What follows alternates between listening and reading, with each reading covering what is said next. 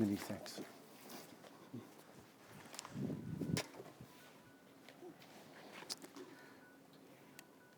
I am on, yes or no? Can you hear me? Yes, okay, good. I want to be sure I have that connection. And if I may, I'll step beyond this.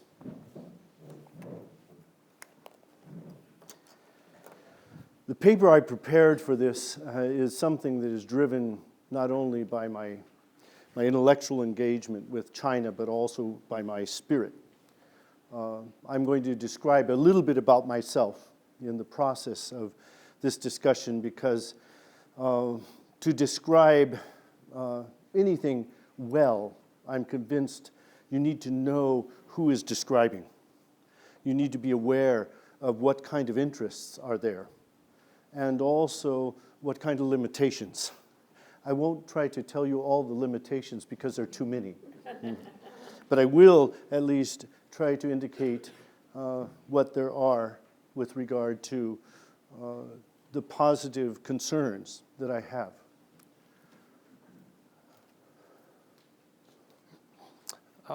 I can get a little bit emotional about representing 1.3 billion people. This is not something easy to do. And it is something that should be done with care. And so what I want to do, first of all, is to start to frame what needs to be understood to grasp the meaning of this strange title. Christian diversity, first of all. And Christian diversity over a period of 200 years. I'm going to be moving you through a process from something around the year 1800 up to our current time. And I will argue that what we have seen in what is not only mainland China, but in cultural China, which includes people like myself who participate in Chinese worlds in these languages, and also some of you who are ethnically Chinese but come from various different places because there are many overseas Chinese in very different places. And this has a great impact on how diversity of Christianity is expressed, not only among the lives of those like myself and these other ethnic Chinese persons, but also how that gets reflected back into a mainland Chinese or Taiwanese setting.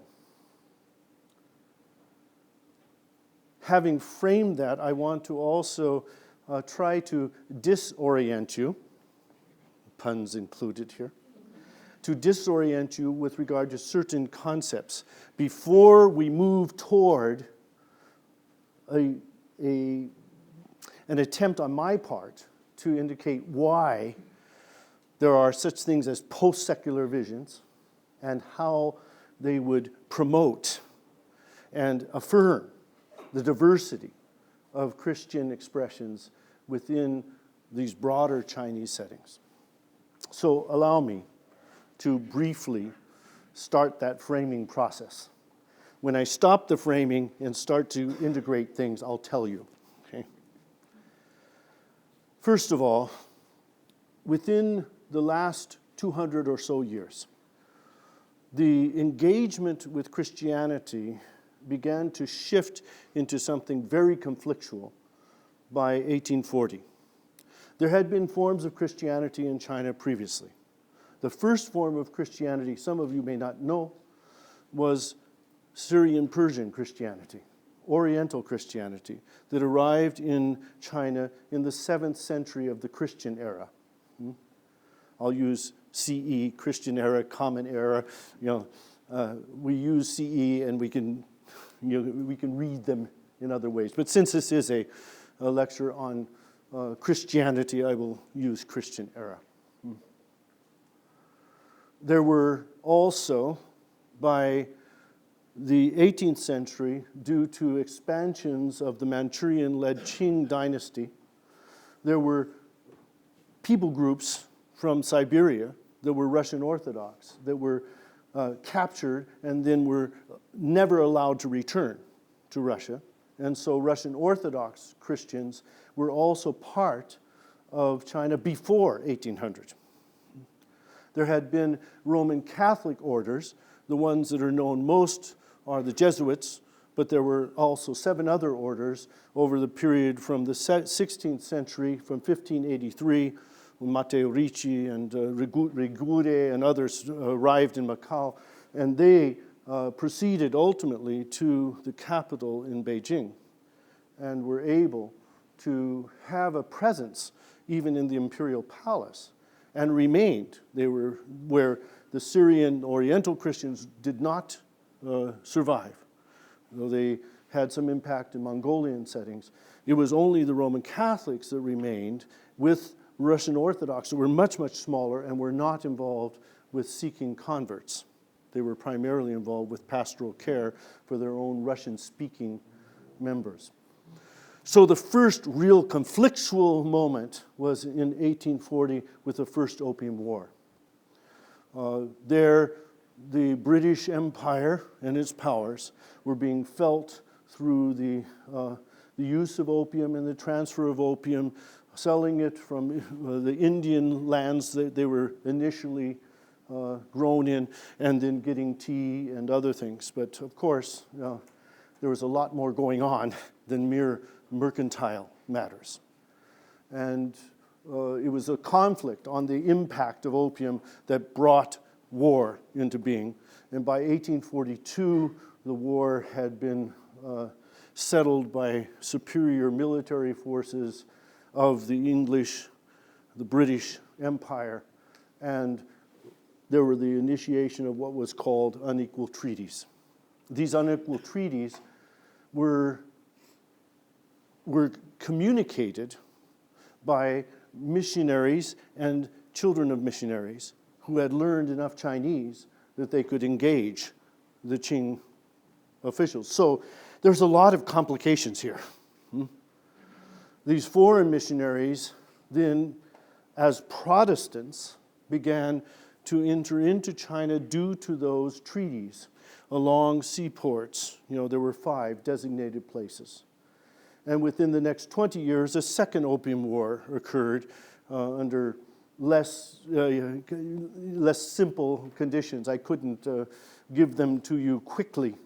But by 1861, further concessions were given so that these Protestant missionaries could enter into China, and also then Roman Catholics joined in, especially through French sovereign arrangements, so that all of them could go in and could seek out converts, could own land and property, and their converts would be protected, where other religious traditions in China would not have such protection. This is the first major, what I will call, dialectical cultural transformation. Let me explain that. Dialectical means something happens that sets up oppositions. And as a result, there are cultural conditions created which force another step in quite the opposite direction. There will be 4 of these dialectical cultural transformations that I'll portray. This first transformation that started in 1840 challenged the sovereignty of the Qing dynasty as it had never been challenged before. The Qing was led by Manchurian hordes that had Sinicized, and they had expanded their kingdom to include, by the way, Tibet and Xinjiang, which was Turkestan, and others. But now they were faced with a superior military force that they could not control except by just having outnumbered them, by their military. But this was not adequate for the kind of military power and the gun power that was put against them and was very destructive. A sign of this kind of dialectical transformation and the uprooting of what had been quite a stable Qing empire of society was the creation and ultimately the forceful presence of what is called in our histories, as we read them in English, the Taiping Rebellion, or the Taiping Qianguo, which is literally the heavenly kingdom of supreme peace. Now, the heavenly kingdom of supreme peace was a movement started from southeastern China that took up a huge number of minority peoples, not all Han, but also many other minorities, and created a religiously inspired group. They were informed initially by Protestant Bible translations. And the king of the Taiping, who led these forces, had had a dream that said he was the younger brother of Jesus.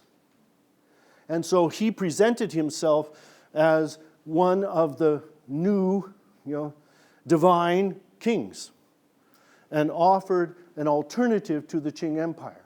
That had already happened in 1840, but without this vision. Now, in 1851, they became so substantial, and they were driven by visions of, we could say, religious militarism, so that by 1853, in 2 years' time, they had moved from the southeast into central China and taken over the whole city of Nanjing, which they then occupied from 1853 to 1864, 11 years.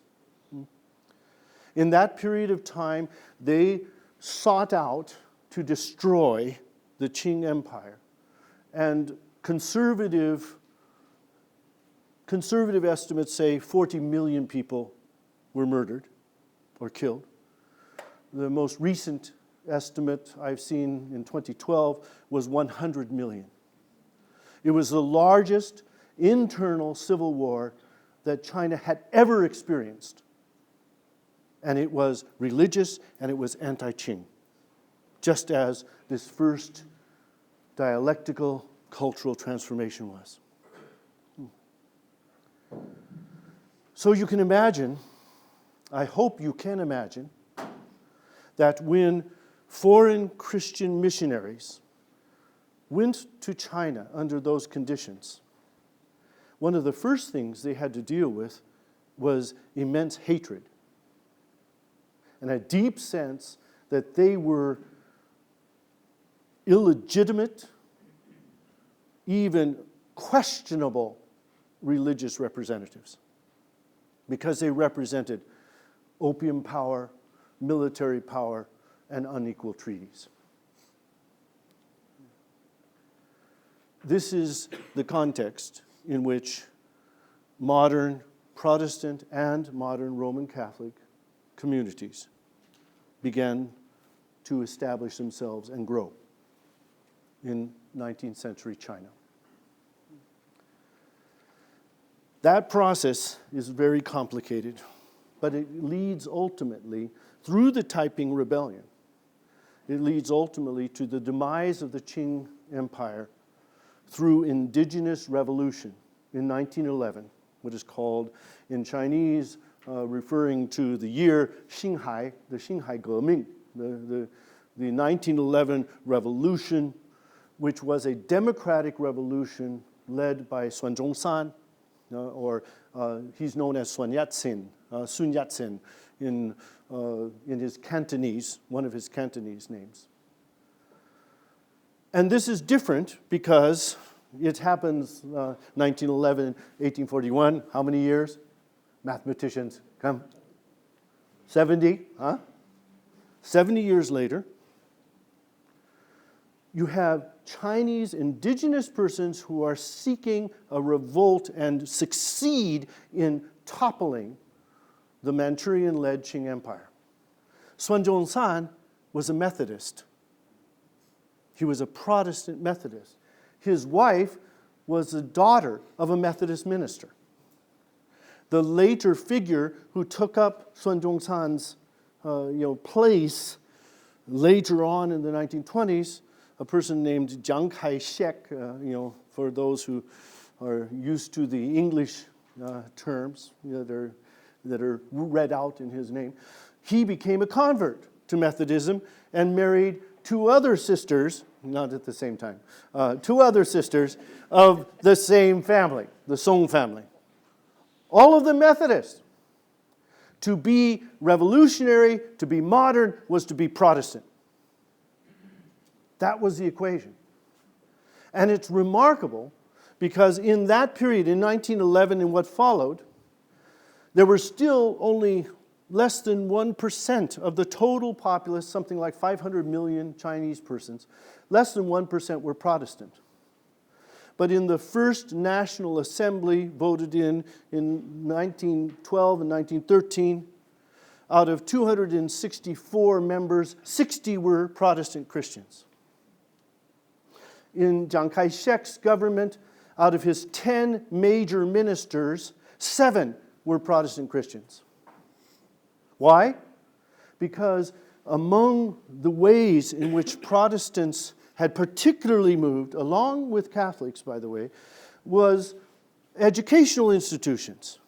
They were very involved in creating modern educational institutions that would replace, ultimately, the Qing-inspired, Ru-based traditional Chinese culture. Ru is Confucian. Okay? And so, with that first revolution, a second major transformation occurs, and it's what I would call a post-traditional Chinese culture. You no longer have the assumption that Chinese Ru traditions that had come from the 12th century and were the standard for education, they were no longer the standard for not only what you studied, but what you would say is getting into university, taking examinations. They used to be the examinations every single year. Millions of Chinese scholars would have to memorize and think about these texts. They were, by 1904, eliminated as the norm for education, and they were replaced by modern categories like you receive here. Categories like religious studies, philosophy, ethics, economy, natural sciences. They didn't have these categories. They didn't exist. There was no word for philosophy or for religion in Chinese. It came through Japanese in the 1890s to create the intellectual, the epistemologies that could be possible for a modern vision. And these were promoted through the Christian universities and high schools and elementary schools. A profound second dialectical cultural transformation that sought to Christianize China, and it almost happened. But it was too quick and it was too threatening. And so you had, by the 1920s, even anti-Christian movements, because there were questions about indigenization, about all these colleges that were owned by countries and institutions outside of the country, and they said, this is like colonialism, but we are a Republic of China. And then finally, due to the corruption of the nationalist government, the very structure of China began to fissure. Warlords took over in various places from 1927 up to World War II. And when the Japanese began to intrude, I don't know if you know this history, the Japanese took over, took the former emperor, the Manchurian emperor, created Manchukuo, in the north, and then by 1937 had entered into, militarily, had sought to take over the whole of China. And that created, for them, World War II. Americans normally associate this with 1941. Chinese go back to 1932. The 20th century was an absolutely disastrous period of time for Chinese life. And that disaster continued on after the defeat of Japanese imperialist forces, when nationalist and communist forces in China began to fight each other again. And in 1949, you have a full Maoist-inspired Marxist revolution. But what happens? You get the picture now? You start 1841. Foreign military powers with opium as an excuse to take over advantages and give advantages to their own religious elite. Then you go to 1911, where you have Chinese Protestants really taking a role and seeking to modernize China in new ways in a post-traditional cultural context. But that is too quick and too demanding, so that then you have to move to another, cultural dialectic, a Maoist Marxist tradition that rejects all religions, but essentially makes Mao a god. They offer secular salvation, true justice, creating communes that would give everyone a place to live where there had been a country with vast famines and tremendous poverty. Everyone could have at least a bowl of rice and would have a place to live. That's what they were, at the very basic level, trying to see. And so you had to develop the economy, and nothing else mattered. And if you were religious, that was your problem. And generally speaking, those who were in the Christian realms, Roman Catholicism had always been too Roman to be Chinese for the politicians. But by Maoist terms, this was not just a matter of a cultural matter, it was a political matter. The Vatican is a country. And if you allow the Vatican to have control over the leadership of the church, you're allowing an imperialist impact, to be there. And so they were rejected. The leaders who were priests or nuns were either executed or they were imprisoned, especially if they were Chinese bishops or archbishops. Many of the believers, the parishioners, faced similar dilemmas. Protestant church in the same way. The last missionaries that we know of that left mainland China were in 1953 from Gansu province. And many of them, were not only excluded out of fear by their own converts and Chinese Christian brothers and sisters. They were excluded from relating to them by fear. But also, many of them had to stand while they saw the most important leaders executed in front of them before they were required to leave the country. You cannot imagine, perhaps, I hope maybe my words portray why this can be so emotional. Most of you have not faced war. Some of you perhaps have suffered under it. But this is a terrifying dialectical cultural transformation that made anything religious absolutely unacceptable. Mao Zedong and the governments that he led followed in the traditions of European revolutions, because ultimately it was inspired by Soviet revolutions, which were inspired by European, revolution as well.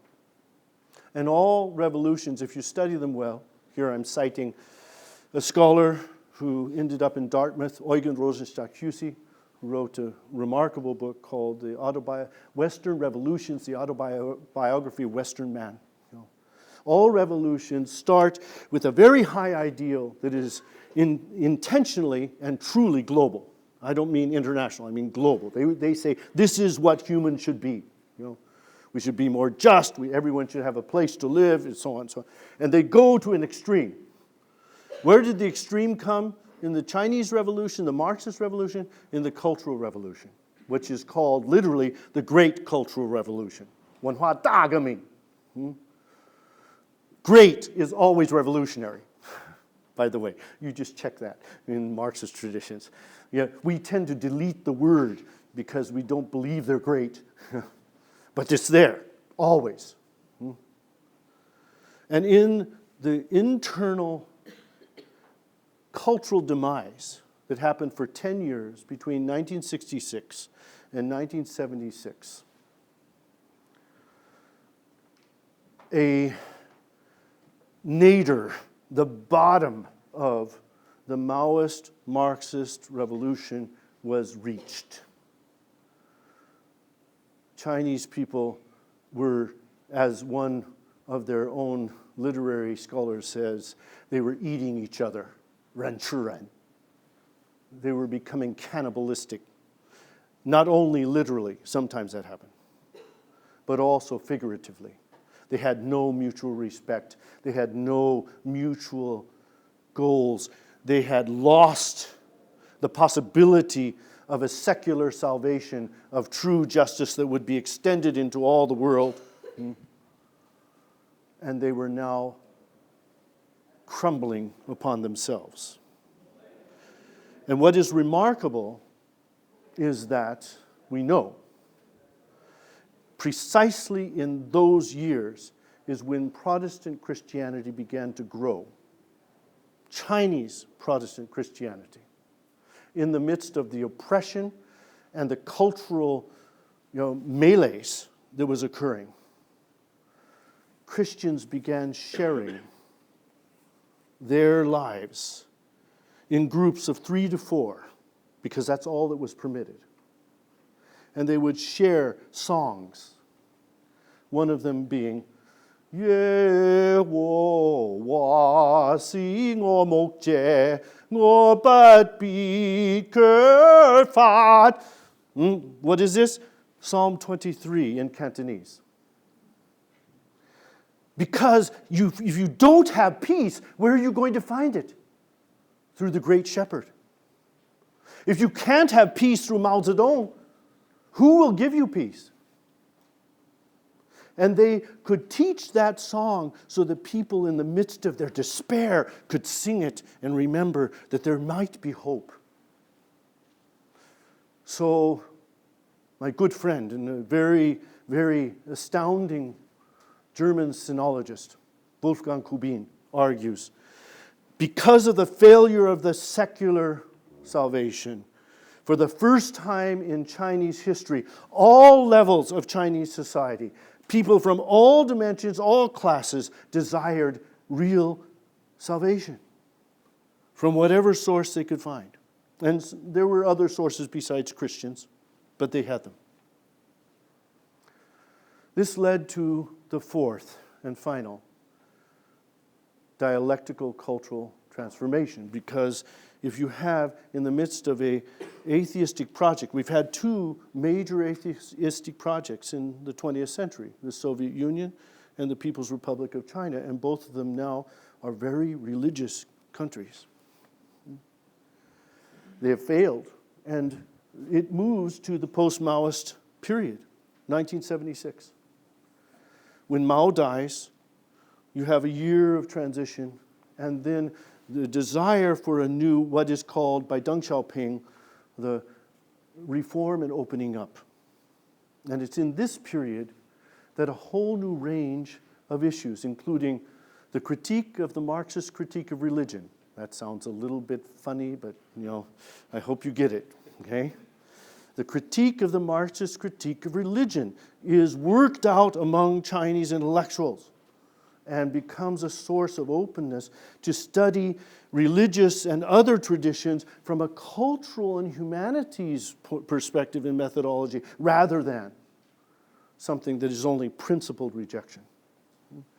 And you have the continuing and surprising growth of particularly the Protestant, Chinese Protestant church.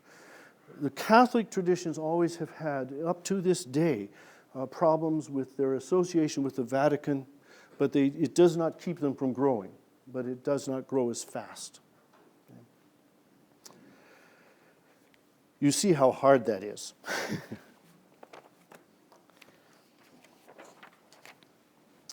I would like to to be able to take time, and I cannot do so, to tell you that there is no East and West. This is far too simple. America, I tell my Chinese colleagues, is east of China. Say, how dare you call us West? Just to take away what are polarizing and much too simplistic attitudes.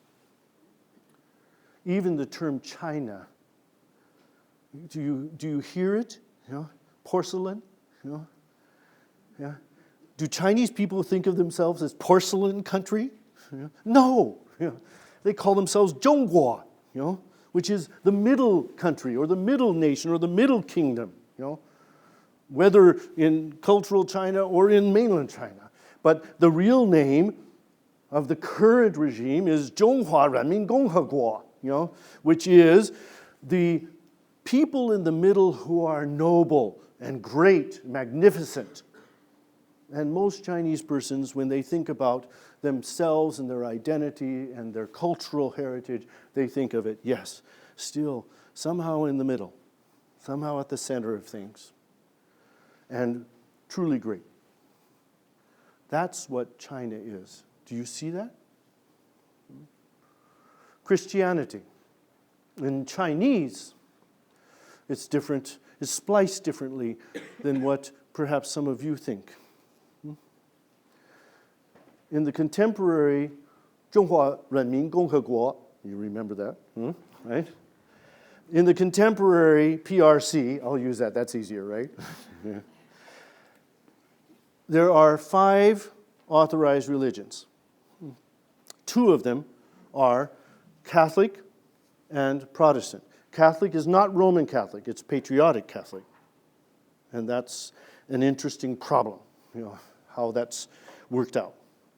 Protestant is described as 基督教, that is the Christ teaching, or 基督新教, the new Christ teaching, because they know it came out of, you know, Roman Catholicism. How then do you refer to Christianity as a whole? That's a big problem. Many books in Chinese still use 基督教, the same word for Protestant. And so there's a lot of confusion.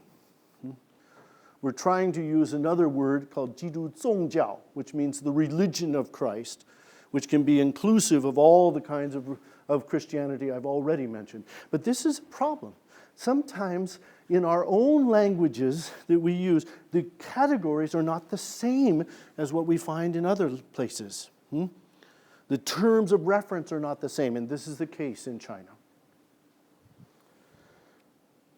Let me now try to indicate something about post-secularity and why it's so important for diversity.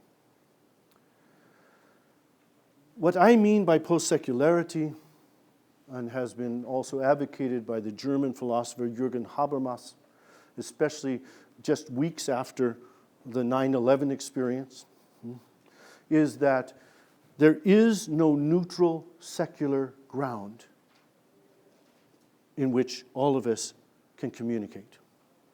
That was the claim and the assumption of those such as Rawls at Harvard and others. Nicholas Wolterstorff has been one here in the United States who's really challenged this as well. But the issue is there are many secularisms, and they are not either the same nor are they neutral. So that now, in a post-secular context, what is occurring? A variety of positions, including the secularisms, are present, but the ones that are religiously inspired are also considered now as viable options. There has to be mutual understanding and not any longer just an adjustment to a presumed secular neutral position. This has happened in China. It started in 1985 and began to move through a process where it became so significant that new religious studies centers were established underneath philosophy, because in Marxist epistemology, all religious studies is under philosophy, and that's still prevalent to this day, where we here in this university you have distinct departments. That would be quite normal in American and European context. It is not normal in China, though they're starting to do something. But what is different is they're using humanities and they're using cultural studies approaches to be able to handle religious phenomena. So the post-secular, ultimately in my paper, I refer to Peter Berger and his also very thorough discussion of this. It leads to a form of modernity that emphasizes plurality. Now here I want to make something clear. Plurality means there are different positions, but it is not pluralism. It is not philosophical pluralism. It doesn't mean that, all of them are relative to each other and there's no way we could ever establish anything as truth or as something that would be a standard for all. No, there is a plurality, differences, but there are ways of constructing communicative action, says Jürgen Habermas, to be able to come to some kind of rational consensus about what is the case. So in China, with regard to Christianity and many other things, there is a plurality, in fact, of positions that now are and can be articulated to be able to understand what the case is, actually. And no longer talk about, Christian is Western. Many of my Chinese colleagues say, Christianity is not Western. It started in the Middle East. How could you say it's Western? Because some don't want to accept that there's Chinese Christianity. And when you say they aren't Chinese, then you can say they're treasonous. And when you say they're treasonous, you can do things to them that aren't very pleasant. So the current situation is richly complicated. And now I move away. You see how much time I have to do the prolegomena in 5 minutes. Okay, first things. Now I'm following my notes very carefully. I did have notes, but they were all here. Okay. First, there are very complicated forms of church life in not only mainland China, but you will see I will talk about cultural China as well. In the official language, there are authorized and unauthorized churches. And most of you, when you think of that, you think, these are Chinese Christians of some sort, and they are patriotic Catholics or patriotic Protestants, and there are those that have, the government's sponsorship and those that don't. Yes, but it's not so simple. First of all, there are also authorized international Christian churches, especially in the major cities. They're done in various different languages. German, English, French, Japanese, Korean, Filipino. They exist. Many of them, when you go through the door, you have to show your passport. Some are not quite so rigorous. The way our normal Chinese way of talking about that is, the farther away from Beijing you are, the more flexible you can be. In some churches, such as the church in which I'm a deacon, a Baptist deacon, I have trained in Baptist seminary. I'm a licensed minister. I couldn't be ordained because if I was, I wouldn't be allowed to go into China, in the 1980s. But I have been trained in that realm, and my first teaching was in Biblical Hebrew and Koine Greek, and then moved into other things. But in our church, we have 3 languages. Our University Baptist Church on Hong Kong Baptist University campus. We primary, Cantonese, secondary, Putonghua, which is what you call Mandarin. If you say Mandarin to most Chinese persons who've never heard the word before, they don't know what you're talking about. Mandi comes from Hindi, from India. It came across from the British Commonwealth, because Mandi means leader. And so it was the language of the leaders, what was called Guanhua in the 19th century.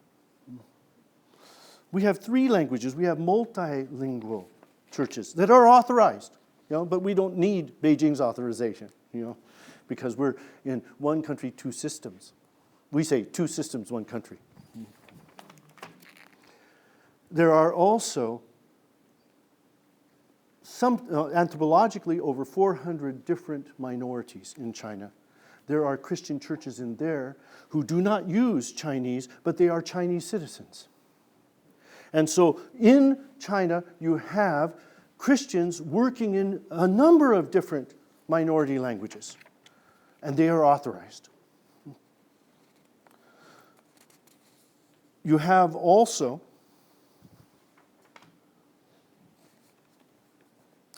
those who are authorized churches that have built their own church buildings now. You must understand that many of the Christians, because they were completely oppressed like other religious traditions, they could not have buildings that they previously worshipped in maybe 30 years ago. And so at that time, in 1980, they received buildings that had been built by foreign missionaries. Now they have more money. They have very generous Chinese Christians, and they have created modern worship centers you would hardly believe. They match anything across the world. Interestingly, people like me can go and be invited to preach to them, even though they're Chinese Christian churches. Okay? Am I Chinese? You have to figure that one out. Yeah. I do have an actual identity card which has my Chinese name, Fei Luren, on it, and I show it to them and they say, "Oh, you're Chinese." But this shows great flexibility that my Chinese brothers and sisters accept. But that means that the distance between Chinese Christianity and foreign Christianity is not so absolute. As long as there's equal parity, there can be an awful lot of what is going on. And that's the second thing I want to emphasize here in what is called, by one Japanese scholar, Hirono, is called civilizing missions. There are hundreds and hundreds of foreign Christians, many of them ethnically Chinese. You got that? Okay. They're ethnically Chinese, but they're Australian citizens, or Canadian citizens, or Americans, or UK citizens. But there are many, hundreds of them, that are working in medical work, in orphanages, in education, serving as professors in universities, and all the time doing this, living out a Christian life. So that these civilizing missions are adding to this vision that there can be modern, Chinese, now also Christian in a broader sense, but no longer associated with foreign imperialism, these kind of institutions. They're profoundly important. And in my paper, I refer to first, one I think you may have heard of, World Vision. Have you heard this name? World Vision is an international Christian organization engaged with many very basic charitable and infrastructure concerns. And also one that I think many of you have not heard of, Jianhua, which means literally building up the great ones. Hua is Zhonghua, the Hua. That means the great Chinese ones. This was established by 4 Hong Kong Chinese Christian businessmen in 1981, and it is the largest educational mediating institution in the whole of China today. And it is sending in multitudes of Christian intellectuals, many of them retired, and then devoting more years to Christian universities and having an immense impact on the diversity. Why? Because they bring in, if you're a Baptist or you're a Methodist or you're a Roman Catholic or you're a Russian Orthodox, they bring in their religion and they promote it. And they're allowed to do so. Why? Because they're constructive. Because they don't hinder the government, they help to build up the spirit of the people. And they're accepted. There is also another side that I will call engaged post-secular intellectuals. Since 1995, the Roman Catholic journal called China heute, which means China today, started documenting the fact that in China, in the public sector, there are more than 1,000 books every year published on Christianity. Not all positive, by the way, but most of them constructive, intellectually substantial works. Since 1995. That means in the last 20 years, there's been 20,000 books. You just couldn't amaze, it's just absolutely amazing. In 1987, there were far more texts on Chinese Buddhism than were of anything else. Now, Chinese Buddhism and Protestant Christianity are the same. And this is creating the possibility of a civil culture. It is being expressed in intellectual terms in new journals that are really remarkable, of high caliber. And surprisingly, here I need to press you to think differently. At what is called 中国人民大学, the Chinese People's University, the arch Chinese Communist University, it established the first institute on the study of Christianity. And it has a journal that is called the Christian Culture Review. They use 基督教文化评论, for those who know that. It is now ranked as at the highest level of academic journals. It receives more citations than most other journals, and it has been running for 20 years. It has 27 volumes out on themes such as, and I wrote them down here, critical theory and theology, aesthetic theology, sinology and theology, Marxism and theology, missionaries and Chinese classics. And they're being read by millions. There are also ecumenical Christians. Chinese Christians, both in the Catholic and Protestant context, are involved with world-class organizations, associations, concerned about Christian co-laboring. I work with one called China Partner in German, or China Partner. Fortunately, they're spelled the same, but you can say it in different languages. And what they do is they provide theological education for the Christian leadership, because Christian leadership was suppressed. Many were murdered before. Now they're needing more because they have such a great, vast growth in Protestant Christianity. And so they are engaging, bringing in scholars. We've just brought in a person who is a specialist in psychological trauma because there's so much family violence. There's family breakdown, and there's a need for persons to find counsel, but their own pastoral staff are not trained for this. Now, if you can think, I think some of you have this, and it's the last little punch I'll give you before questions. If you can think about this, at the People's University, you have the study of Christianity, wide-ranging, intellectually substantial, very, very engaging. But also, you have communist cadre who are becoming Christians. Now, many of you, if you think of Soviet Union, absolutist opposition, that happened during Maoist era. But in the post-Maoist, in the fourth major dialectical cultural transformation, communist cadre are becoming Christians. I can't tell you all the details. I wish I could share more. I can tell you I'm very involved with many of these people. There is a search for a real salvation that is more open and more transforming than you could ever imagine.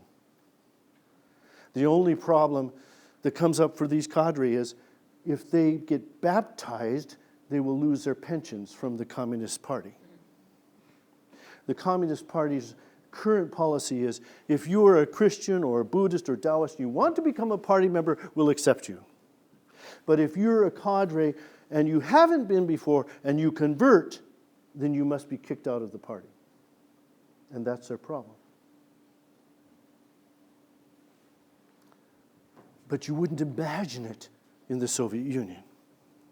It is happening in China. I've presented an argument that said there are 4 major dialectical cultural transformations in China and involving those who are in cultural China. They have impacted the world of Chinese persons in profoundly traumatic ways. But we have entered into the 4th stage where now the diversity of Christianity is not only emphasized, but it's being re-energized by wide-ranging concerns of post-secular concerns academically, of civilizing missions that are coming in from many other sources, of those who are also reading and thinking about Chinese Christian cultural concerns and finding it as a vital option for being modern and Chinese and Christian. Thank you.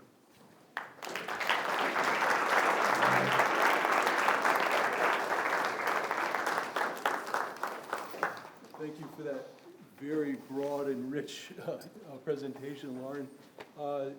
I'd like to open the floor to questions. Yes? Do you think the Communist Party can survive in power if, like you say, like Christianity and religion in general is now growing in China? The Communist Party has been moving toward an alternative. In communist parlance, within their party, they still talk about Marxism. But you have heard, I think, Chinese socialism with, socialism with Chinese characteristics, huh? Karl Marx hated socialism. Socialism wasn't revolutionary. He was totally opposed to it. They've already shifted. When you have 2 capitalist markets, one in Shanghai and one in Hong Kong, and then you still say you're Marxist, you have to know this is discursive. They're changing. But can they remain in power? A very good question. Realize that Chinese Marxists are as separated and distinct as Protestant sects. The military are the most conservative and could head toward revolution. They would be glad to have it. They say, we finally entered into the capitalist era. This is what Marx said. Now we have conscientization. Now we can have the real, we have the bourgeois who are elite, corrupt, and we have the real proletariat, and we can really have the revolution. But the vast majority of Chinese Marxists don't want revolution. They already had it, and they saw how terribly destructive it was. So what will happen? That's a very good question. I cannot prophetically declare it. Please. What have been some difficult experiences for you, or have you had any being a deacon in China? When I first went into mainland China, it was my first time. I studied Chinese and didn't study it in China because I was started at an older age, at age 24. And by the time I could go in and I had completed my dissertation on Chinese philosophy, it was in the 1980s, 1988. And at that time I went to Nanjing University, which was the place I didn't know. I learned quite quickly. It housed the most nationally acclaimed atheist philosopher. And when they heard, and I was studying with the philosophy department, and when they interacted with me, say, "What do you teach?" I say, "Well, I teach religious studies and philosophy." He said, "Religious studies? That garbage?" Literally. And with a snide smile that had nothing but poison behind it. That was 1988. In the year 2000, I am invited regularly now to give lectures, and specifically on Christianity, in Putonghua, in numerous different realms. it is because of this shift. We've moved into a very real post-secular, post-Maoist age. It is, you just wouldn't imagine the fact that since 1995, there's been 150 new research institutes on various different religious traditions established in China. There is such an openness.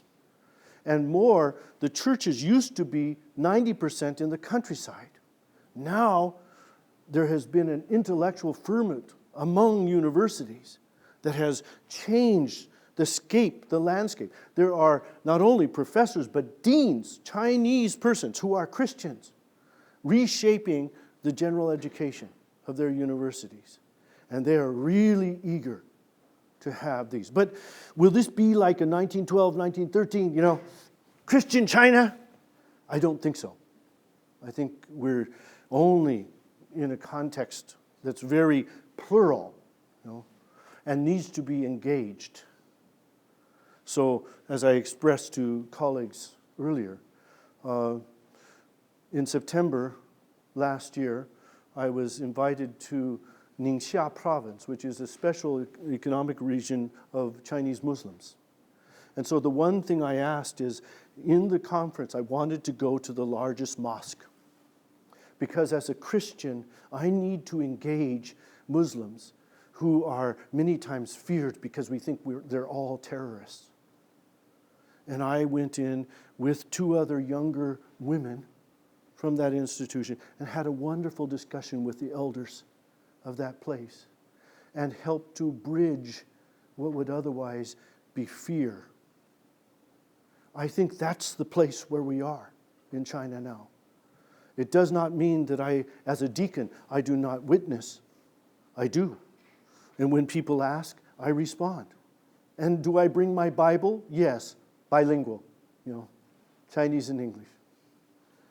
I bring it so that I can engage them in the needs that they ask. But it is a context of respectful authenticity. If you are genuine, and Chinese persons are wise enough to observe, and then the word gets out. If you are corrupt, the word also gets out, but you'll never have the questions. And this is, I think, really important. Authentic, vital cultural options occur because there's authentic care that's expressed intimately at the right time in the right way. And that's what we need to wait for. I say we who are Christian intellectuals, we wait for these, and the time has come. We are getting many, many requests. I just came from Beijing, as Professor Ziolkowski just said. We just had a conference on a Scottish missionary scholar. And an 87-year-old specialist in one of the Ru canon that this scholar translated said to the audience after I spoke, he said, "The most important thing I've heard from Professor Pfister is that this man could critique himself and change and become better. This is what we don't do. We're too proud. We're inauthentic." The one who stands before you now is not perfect, I guarantee you. But I at least aspire to be authentic. And that is what wins the opportunity to speak. In the back? With the growing popularity of Christianity, what is the influence of the underground church? Well, okay, now remember, Christianities. There's a diversity, okay? It has been a rather polarized situation. But what's intriguing is this. Many of the underground or house churches are just extended families. And many of them are known by the pastors of the authorized church. So that they interact with each other quite a bit. And I will go in and I'll go into churches and share in worship, and then I'll say, "Where are you from?" He says, "Well, I'm from outside. I come in once a month, to hear the pastor." Now they're not authorized, but they're associated positively with the authorized church. You have others that are very afraid of, and especially those who are university graduates or those who went overseas, who had been converted and then returned to China, and they meet with others who were classmates of theirs, and they form church communities because they say, they know enough about the Chinese Communist Party to say, how can we trust them? They're corrupt. Now, if you haven't followed Xi Jinping and all the corruption campaign that he's involved with, it's a real problem. It's a real problem. So the question for them remains, how do we remain really Christian and we can be true to our roots here in China without being compromised by a political agenda that's set by people who are atheists? What has happened, some of you may know, some of you may not. In April and May of 2014, the provincial governor of that area near Wenzhou, the city with the largest amount of Chinese Christians, 1/4 of all the population are Protestant Christians, and then there are Roman Catholics and others. The governor came by and said, because there are neon red crosses on top of all the churches. So when you look at night, all you see is these red crosses all across. You have it in South Korea too. But I'd never seen it before until I got to Wenzhou. And it was English Methodists and American Presbyterians that did incredible work there. And now the indigenous church has just been just immensely prolific. And they're very involved, by the way, in business to the wife. So Protestant ethic and the spirit of capitalism, that's in there too. But the provincial governor said, this is too obvious. And so they broke down a number of major churches. One they claimed it had not followed the regime's orders. And they cut off the crosses of over 200 churches. And the response was electrifying. I have seen the statement of the president of the National Seminary in Nanjing, which is called the Jinling Seminary, which is an authorized church. But he then spoke very, very directly. He said, you are supposed as a government to support our human right to have freedom of religion.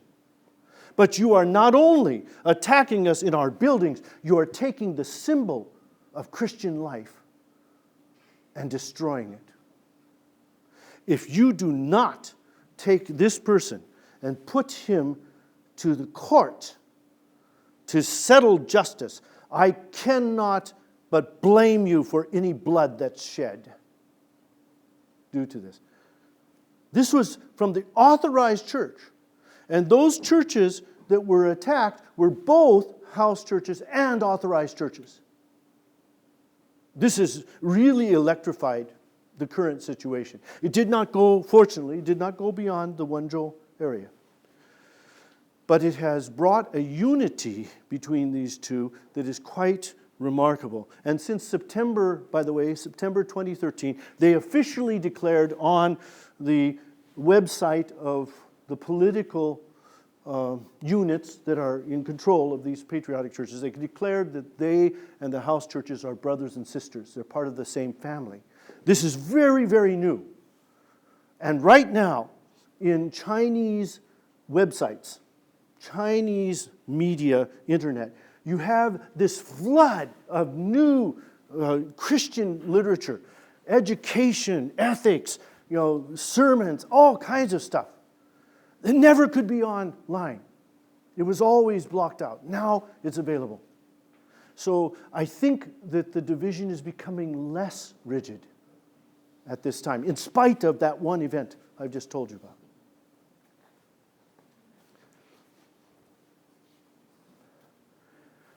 More questions? Well, I think then we ought to thank Dr. Pfister for his